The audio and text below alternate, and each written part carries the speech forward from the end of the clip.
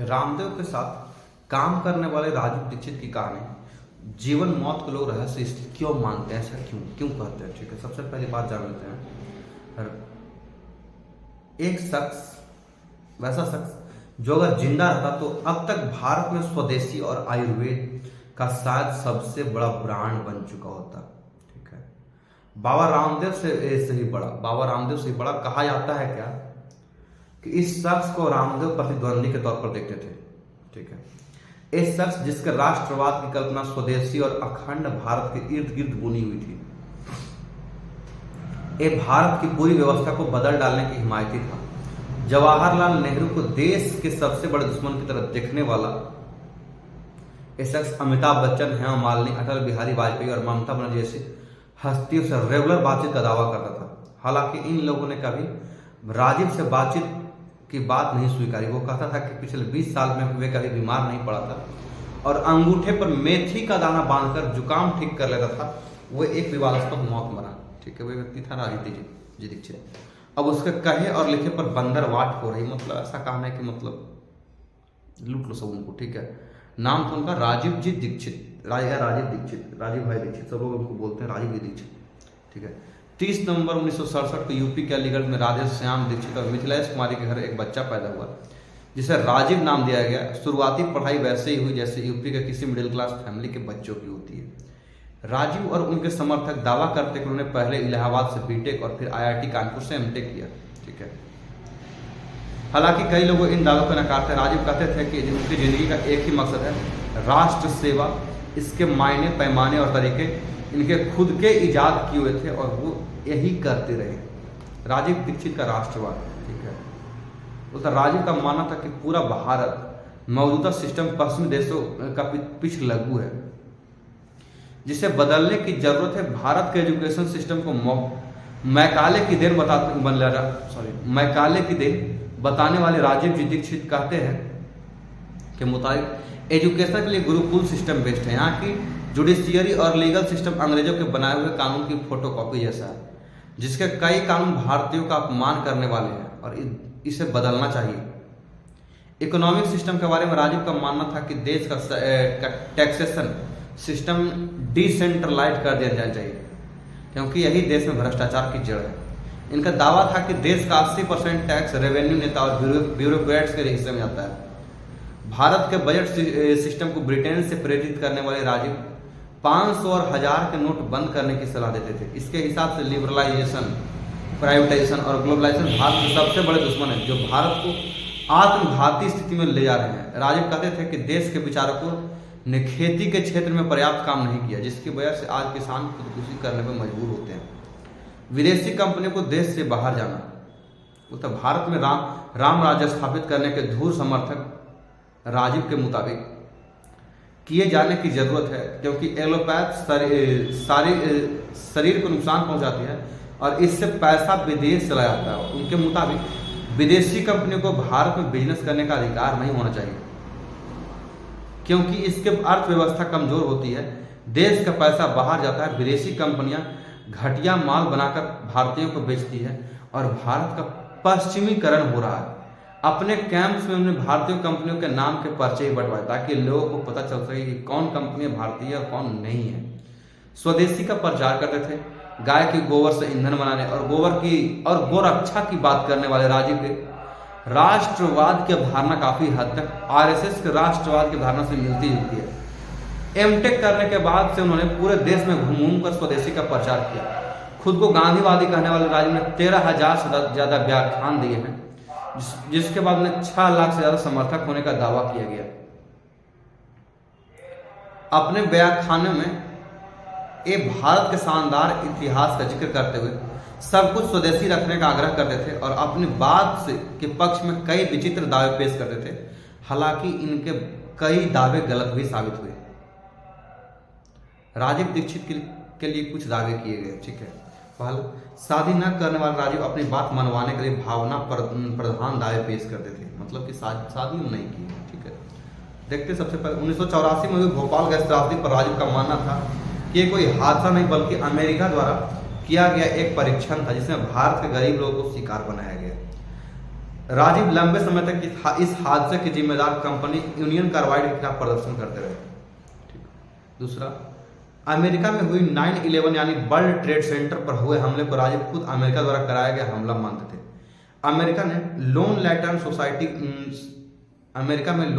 Society ने इस बात को उठाया था और राजीव इसका समर्थन करते थे। तीसरा, राजीव के मुताबिक यूनिलीवर कंपनी का नाम बदलकर हिंदुस्तान लीवर यूनियन इसलिए कर दिया गया ताकि भारतीयों को बेवकूफ़ बनाया जा सके। नए नाम की वजह से भारतीयों को लगेगा कि ये एक भारतीय कंपनी है और वो इसका सामान खरीदने से हिचकेंगे नहीं। चौथा, राजीव का दावा था कि ममता बनर्जी बीफ खाती है और बीफ खाने की वजह से ही ममता ने अटल बिहारी वाजपेयी को धमकी दी थी कि अगर उन्होंने देश में या पश्चिम बंगाल में बीफ बैन कराया तो ममता वाजपेयी सरकार गिरवा देगी। पांचवा, राजीव का दावा था कि नेस्ले कंपनी के प्रोडक्ट मैगी में सुअर के मांस का रस मिलाया जाता है और उनकी चर्बी का इस्तेमाल होता है। कोका कोला में तेजाब होने की बात भी राजीव कहते थे, तो सही है, तेजाब होता है, एसिड तो होता है। अपने एक व्याख्यान में राजीव ने दावा किया कि अमिताभ बच्चन ने उनके साथ बातचीत में यह स्वीकार किया था कि उनकी आंत पेप्सी पीने की वजह से खराब हो गई थी, जिसके बाद से ऑपरेशन हुआ। राजीव के मुताबिक अमिताभ ने यह भी कहा था कि इसी वजह से उन्होंने पेप्सी पीना और उसका प्रचार करना बंद कर दिया। सातवां, अपने एक व्याख्यान में राजीव ने यह भी कहा कि धर्मेंद्र के बुलाए पर वो महाराष्ट्र में एक व्याख्यान करने गए थे, जहां उन्होंने हेमा मालिनी से पूछा कि क्या वो लक्ष्य से नहाती हैं। सही बात है। हेमा ने जवाब दिया कि वो लक्ष्य से नहीं बल्कि बेसन की मलाई डालकर नहाती है। राजीव ने उनसे पूछा कि ये बात पूरे देश को क्यों नहीं बताते, तो हेमा ने कहा कि अगर बता दिए तो सारी औरतें हेमा जैसी खूबसूरत हो जाएंगी। ठीक है, आगे। स्वदेशी प्रचार में लगे राजीव कहते थे कि गाय के गोबर से बने साबुन से नहाने के 10 मिनट बाद शरीर में खुशबू आने लगती है। पुराने समय में राजा यज्ञ से पहले गोबर से नहाते थे और राम को भी ऐसा ही करना पड़ा था। विदेशी कंपनियों के साबुन न खरीदने से देश का पैसा देश में ही रहेगा। ठीक है। राजीव जी दीक्षित के मुकाबले अमेरिका जम्मू कश्मीर को कैप्चर करना चाहता है और इसी वजह से वो पाकिस्तान को पैसा देता है ताकि पाकिस्तान आतंकवाद को पाल सके और कश्मीर मसले पर भारत के नाक में दम कर सके। ठीक है। 10वां, राजीव का एक व्याख्यान है जिसमें वो कहते हैं जवाहरलाल नेहरू, मोहम्मद अली जिन्ना और एडवीना एक ही कॉलेज में पढ़े थे और एडवीना से दोनों लगे हुए थे। एडवीना इतनी चालाक महिला थी कि दोनों को हैंडल करती थी। जिन्ना और नेहरू चरित्र के बेहद हल्के आदमी थे। एडवीना के पास नेहरू की आपत्तिजनक तस्वीर थी जिनके आधार पर नेहरू को ब्लैकमेल करके भारत का बंटवारा कराया गया। ठीक है। ये दावे राजीव जी दीक्षित के लिए किए हुए सारे दावों में से एक है। इनमें वे कई दावे विवादास्पद है और जवाहरलाल नेहरू से जुड़े दावों समेत कई गलत भी साबित हो चुके हैं। ये ऐसा करना है इन टीमों का, मतलब ललन टॉप की टीम से उठाएं इस टॉपिक को। ठीक है। अब ये जो 10 पॉइंट है बोले हम, ये सब पॉइंट थे ललन टॉप की टीम से उठाया गया था, ये हमारी नहीं है। हम इस पर खोज करते थे, हमको ललन टॉप की एक स्टोरी मिली पढ़ने को। देखते हैं क्या क्या इन्होंने लिखा। थोड़ा सा ललन टॉप जो है निगेटिव ही सब, किसी के लिए भी पॉजिटिव नहीं छापती। निगेटिव ज़्यादातर कंटेंट इनका निगेटिव होता है, किसी के लिए पॉजिटिव नहीं होता है। ये हमेशा उल्टा ही, सौरभ द्विवेदी का जो टीम है ये हमेशा उल्टा ही सोचती है, कभी सही नहीं सोच सकती देश के लिए। राजीव दीक्षित और बाबा रामदेव। ठीक है। सबसे पहले देखते हैं राजीव जी दीक्षित के बारे में मौजूदा जानकारी के मुताबिक वो 2009 में बाबा रामदेव के संपर्क में आए और उन्होंने रामदेव के देश की समस्याओं और काले धन वगैरह के बारे में बताया, जिससे रामदेव बहुत प्रभावित हुए और दोनों साथ में काम करने के लिए सहमत हो गए। इंटरनेट पर दोनों तरह की जानकारी है कि राजीव के समर्थक दावा करते हैं कि 2009 में भारत स्वाभिमान आंदोलन शुरू किया था, जबकि रामदेव के समर्थक इसे अपनी उपज मानते हैं। राजीव इस ट्रस्ट में सचिव पद पर थे। भारत स्वाभिमान आंदोलन शुरू करने के दौरान राजीव दीक्षित और रामदेव ने शपथ ली कि हम केवल कुशल लोगों को मतदान करेंगे, मतलब जो उस लायक है उनको मतदान करेंगे। ठीक है। हम दूसरों को 100% मतदान के लिए प्रेरित करेंगे। हम भारत को विश्व शक्ति बनाएंगे। हम भारत को पूरी तरह से स्वदेशी बनाएंगे और बुद्धिमान ईमानदार लोगों से जोड़कर देश के विकास में लगाएंगे। इस आंदोलन के तहत राजीव और रामदेव ने योजना बनाई कि लोगों को अपने साथ जोड़ने के लिए 2014 में वे अपने देश के सामने अच्छे लोगों की एक नई पार्टी का विकल्प रखेंगे और लोकसभा चुनाव में दावेदारी पेश करेंगे। इस आंदोलन की शुरुआत से पहले आस्था चैनल पर राजीव दीक्षित और रामदेव दोनों के प्रोग्राम टेलीकास्ट किए जाते थे। दोनों ने कुछ वक्त तक साथ में काम किया। दोनों साथ ही आस्था और संस्कार जैसे कई चैनलों पर आते थे, जिसके बाद दोनों में विवाद होने की बात कही जाती है। राजीव के कुछ समर्थक दावा करते हैं कि रामदेव राजीव की लोकप्रियता से घबरा गए थे। मतलब राजीव सच में भाई पॉजिटिव आदमी अगर बोलेगा तो लोकप्रिय तो होगा ही हो। जैसे बाबा इनका देखिए अभी मोदी जी का, कितने पॉजिटिव व्यक्ति हैं, लोकप्रिय होते हैं, ठीक है। फिर उन्होंने राजीव के खिलाफ षड्यंत्र किया और 30 नवंबर 2010 को राजीव दीक्षित की मौत हो गई, जो विवादास्पद है। सही और विवादास्पद तो है। आगे देखते क्या कि राजीव दीक्षित की मौत कैसे हुई। नवंबर के आखिरी सप्ताह में राजीव छत्तीसगढ़ दौरे पर गए थे। वहां उन्होंने अलग अलग जगहों पर व्याख्यान देने में 26 से 29 नवंबर तक अलग अलग जगह व्याख्यानों के बाद जब 30 को भिलाई पहुंचे तो वहां उनकी तबीयत खराब हो गई। वहां से दुर्ग जाने के दौरान कार में उनकी हालत खराब हो गई थी और उन्हें दुर्ग में रोका गया। दिल का दौरा पड़ने पर उन्हें भिलाई के सरकारी अस्पताल भर्ती कराया गया। फिर वहां से अपोलो बेसारा हॉस्पिटल शिफ्ट कर दिया गया, जहां डॉक्टरों ने उन्हें डेट डिक्लेयर कर दिया। भाई बिना पोस्टमार्टम, चलिए डेट तो डिक्लेयर कर दी, बिना पोस्टमार्टम कैसे आप दे दिए। और रामदेव ऐसा कौन कहने वाला है, मतलब कि हमारे हिंदू समाज में एक तो कभी तो इनके मुंह से हिंदू सब सुने भी नहीं थे, ठीक है। एक देश के नागरिक बोलते थे, क्या मुस्लिम क्या हिंदू क्या सिख क्या ईसाई सब उनके लिए एक समान थे, ठीक है। इस दौरान राजीव के साथ मौजूद लोगों और डॉक्टर्स का कहना है कि वो लगातार एलोपैथी इलाज के लिए मना करते रहे। राजीव के साथ लोगों ने बाबा रामदेव पर सनसनीखेज आरोप लगाए, जिसमें रामदेव साफ इनकार करते हैं। रामदेव अभी भी झूठ बोलते हैं, ठीक है, खुलेआम बोलते हैं कि बाबा रामदेव भरपूर झूठ बोलते हैं। कभी 25 लाख बोलते हैं, कभी 30 लाख बोलते हैं उनके इलाज पे खर्च के। जब बिल आया तो 30,000 जमा किया गया, जिसमें 27,000 कुछ लगा, बाकी उनको रिटर्न मिल गया था, ठीक है। लेकिन राजीव नहीं माने। कई दिनों की गहमा गहमी के बाद आखिरकार मामला थम गया, ठीक है। ये बाबा रामदेव का कहना है।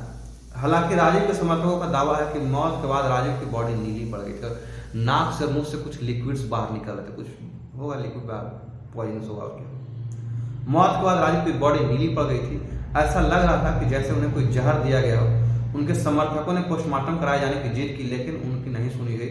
साथ ही राजीव की बॉडी को बरघाल लाने के बजाय हरिद्वार में रामदेव को पतंजलि आश्रम ले जाया गया और वहां उनकी अंत्येष्टि कर दी गई। मतलब अंतिम क्रिया बाबा रामदेव की जो योगपीठ है हरिद्वार में, वहीं पे मतलब अंत कर दिया गया उनको, अंतिम कार्यक्रम। एक प्रकरण शांत होने के बाद खुद राजीव के परिवार ने भी दोबारा कभी इस मुद्दे को नहीं उठाया और अब वो इस पर बात भी नहीं करते। भाई किन्हीं का हो, परिवार किन्हीं का हो, अंदर से तो टूटता ही है। क्या बोले, उनको लगा कि भाई के दोस्त है तो अच्छे ही सोच रहे होंगे बाबा रामदेव, ठीक है। कितने जहर किसी के मन में भरा हुआ है, एक कोई थोड़ी सोच सकता है। और ऐसे कभी बात हमें नहीं लगता कि बताए होंगे उन्होंने, बताया नहीं, कुछ उन पर एक्शन लिया कोई। घर और सोशल मीडिया में राजीव, मतलब घर में सोशल मीडिया में कैसे थे राजीव जी। मौत के 6 साल बाद ही फेसबुक पर राजीव के नाम से कई पेज चलाए जाते हैं। इन पेजों पर राजीव के नाम से बहुत कुछ पोस्ट किया जाता है, लेकिन इसमें सब कुछ सच नहीं होता। ऐसा ललन टॉप, फिर बोलो ललन टॉप ऐसा कांड करते रहता है। इसको सबसे ज्यादा सच्ची ललन टॉप ही है इस दुनिया का, ठीक है। हमको लगता है सबसे चमचा पत्रकार यही है, लेकिन इसमें सब कुछ सच नहीं होता। लोग अपनी बातों को राजीव के नाम से पोस्ट करते हैं। सोशल मीडिया पर राजीव के समर्थक खुलेआम तो नहीं, लेकिन घुमा फिराकर जरूर रामदेव को उनकी मौत के लिए जिम्मेदार बताते हैं। राष्ट्रवाद और स्वदेशी में यकीन रखने वाले कई घरों में राजीव अब भी देखे और सुने जाते हैं। इंटरनेट पर उनके ढेरों वीडियो और ऑडियो मौजूद हैं, जिन्हें लोग सुनते हैं और उस पर यकीन करते हैं। हकीकत बात है भाई, सब पॉजिटिव बोलेगा बंदा, सही बोलेगा तो यकीन तो करवे करेगा। आपके ऐसा फ्रॉड तो है नहीं कि चालू भाई आदमी कभी किसी का स्टोरी, कभी किसी का चीज क्लिप उठा करके आप उसको गलत ठहरा दीजिए। बंदा अगर नहीं है तो बोलता है। ट्रस्ट वेबसाइट्स की किताबें, मौजूदा इंटरनेट पर राजीव दीक्षित के कई नाम से वेबसाइट मौजूद हैं, जिन्हें अलग अलग लोग चलाते हैं। इन पर मौजूद फोन नंबर पर बात करने पर पता चलता है कि ये सभी खुद को राजीव का समर्थक बताते हैं। इन वेबसाइट पर राजीव दीक्षित के वीडियो और ऑडियो मौजूद है और ये उनकी किताबें भी बेचते हैं, ठीक है। एक उसमें वेबसाइट है राजीव दीक्षित mp3.com नाम की वेबसाइट चलाने वाले दिनेश राठौर से बात करने पर पता चला कि उन्होंने राजीव के भाई प्रदीप से 2010 से 12 के दौरान काम किया और फिर दोनों अलग हो गए। इस वेबसाइट के जरिए होने वाली बिक्री के बारे में दिनेश का कहना कि बहुत ज़्यादा बिक्री होती नहीं है, जो होती है उससे बस उनका खर्चा ही निकलता है और कुछ नहीं।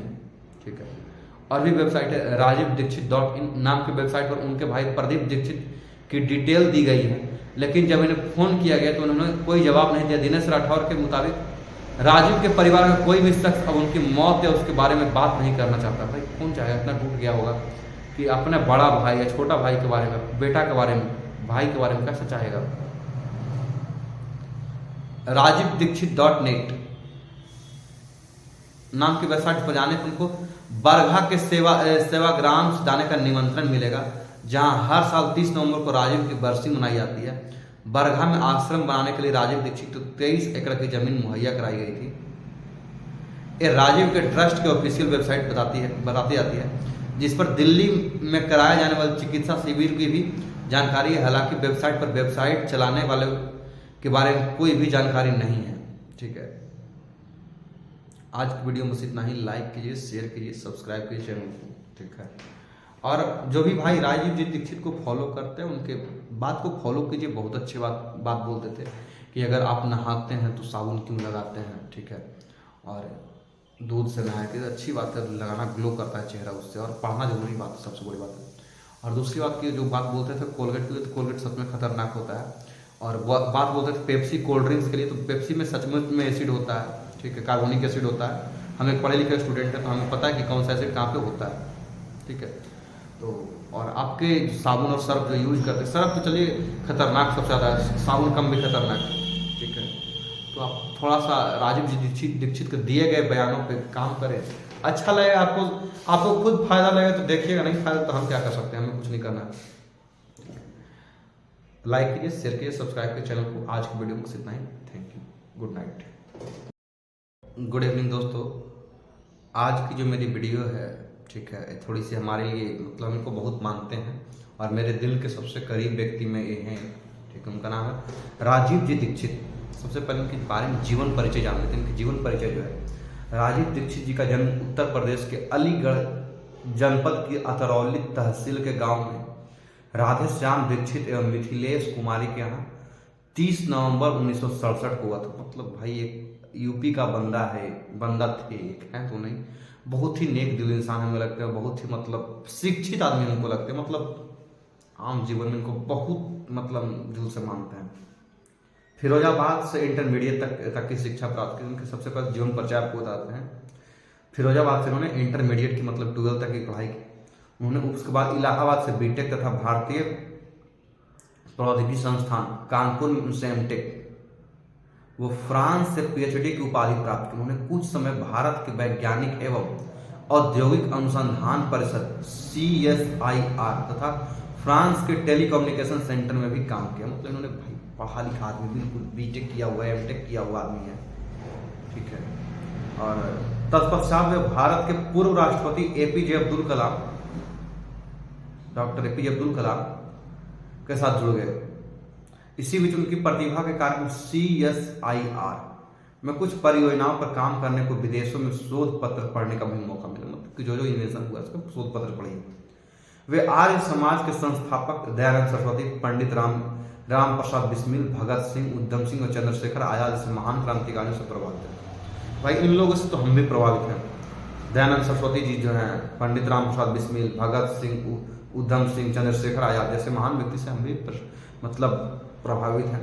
उनकी मृत्यु कैसे हुई आज तक भी एक रहस्य ही है। सरकार उनकी बुद्धि को, पुलिस उनकी बुद्धि को सुलझा नहीं पाए। बाबा रामदेव कुछ आम अड़ांग बड़ांग कुछ भी उटांग पटांग बोलते हैं, उनसे कुछ हमको समझ नहीं आता है। और एक रहस्य बना हुआ है, जो व्यक्ति अपनी सारा जीवन होम्योपैथिक औषधियों के ज्ञान का प्रसार करने में लगा, वो कैसे दिल के दौरे से मर सकता है। सही बात है, जो व्यक्ति खुद दिल के दौरा से बचने के लिए कितने उपाय लोगों को बताता है, वो कैसे मर सकता है भाई दिल के दौरा से। ये तो खैर एक कहने वाली बात भर की बात है। ठीक है, उनकी मतलब ऐसी तो हमें नहीं लगती है। इतने मतलब कैसे हो जाएंगे, भगवान ऐसा नहीं हो सकते कभी।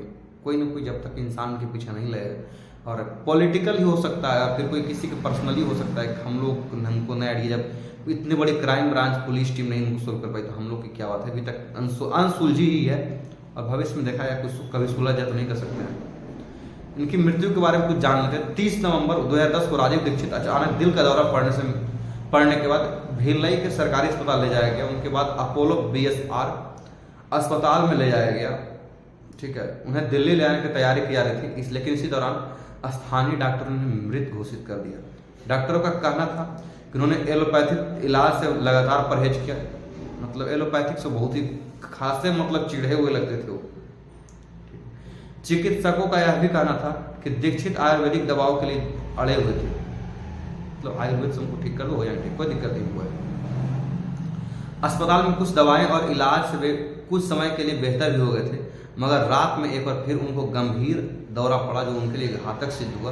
बिना जांच के कैसे सिद्ध हो सकता है कि दिल के दौरा पड़ा राजीव भाई का मृत्यु एक रहस्य है, मतलब राजीव जी दीक्षित का मृत्यु जो है एक रहस्यमयी ही है, अगर कुछ उसमें दिखता नहीं है उसकी जांच करवा के पुष्टि करें। लोगों का मानना भी है और बहुत सारे लोगों का मानना भी है कि इनकी जांच करवा के पुष्टि करें। किन किन चीज़ से मतलब जुड़े थे, सबसे पहले तो खादी से जुड़े थे। खादी के बारे में जान लेते हैं। ठीक है, खादी क्या था? भारत में हाथ से बनने वाले वस्त्र को कहते हैं खादी वस्त्र सूती, रेशमी या ऊन से बने हो सकते हैं। इनके लिए बनने वाले सूत चरखे की सहायता से बनाया जाता है। ठीक है, और खादी वस्त्रों की विशेषता है कि शरीर को गर्मी में ठंडे और ठंडे में गर्म और सर्दी में गर्म रख सकते हैं, मतलब ठंडे में गर्म। भारत के स्वतंत्रता आंदोलन में खादी का महत्व रहा है, बहुत ही महत्व। गांधी जी ने 1920 के दशक के गाँव को आत्मनिर्भर बनाने के लिए खादी के प्रचार प्रसार पर जोर दिया था। ठीक है, और बहुत सारे गांधी जी ने कविताएं भी लिखी थी, उसके लिए आगे तो नहीं बताएंगे। और मन की बात में मोदी जी भी इस खादी के प्रचार कर चुके। भारतीय प्रधानमंत्री श्री नरेंद्र दामोदर दास मोदी ने अपने मन की बात में कई बार खादी के महत्व तथा उनको प्रोत्साहित करने पर बल दिया। मोदी जी ने एक समारोह में खादी को बढ़ावा देने के लिए नारा दिया था, राष्ट्र के लिए खादी, फैशन के लिए खादी। इसके परिणाम स्वरूप खादी का अधिक व्यापार होना शुरू हो गया है। ठीक है, एक तो था ये तो था खादी की बात, और उनके बाद देखते हैं खादी और ग्रामोदय उद्योग ये भी इनसे जुड़े हुए थे। मतलब राजीव जी दीक्षित जो थे इनसे बहुत जुड़े हुए थे। ठीक है, और मतलब एक चीज से जुड़े थे क्या कि आजादी बचाओ। आजादी इसलिए बचाने के लिए बोलते थे कि प्रधानमंत्री हो चाहे मुख्यमंत्री हो, बहुत सारे लोग ऐसे ऐसे काम करते थे और खास करके MNC कंपनियों के खिलाफ तो एकदम धागा खोल चुके थे। भारत स्वाभिमान आंदोलन के राष्ट्रीय प्रवक्ता राजीव जी दीक्षित की मौत फिर से जांच होगी, मतलब ऐसा प्रधानमंत्री दिए थे बयान और होने शुरू हुए थे। प्रधानमंत्री कार्यालय से इनको लेकर दुर्ग पुलिस को आदेश जारी किए गए थे। करीब 8 साल पहले भिलाई प्रवास के दौरान राजीव दीक्षित की संदिग्ध मौत हुई। 8 साल नहीं, 12 से 2023 है ना, 13 साल हो गए, सॉरी। और लोगों का कहना है ऐसा कि, लेकिन ऐसा हम नहीं मानता। बहुत सारा चीज जो है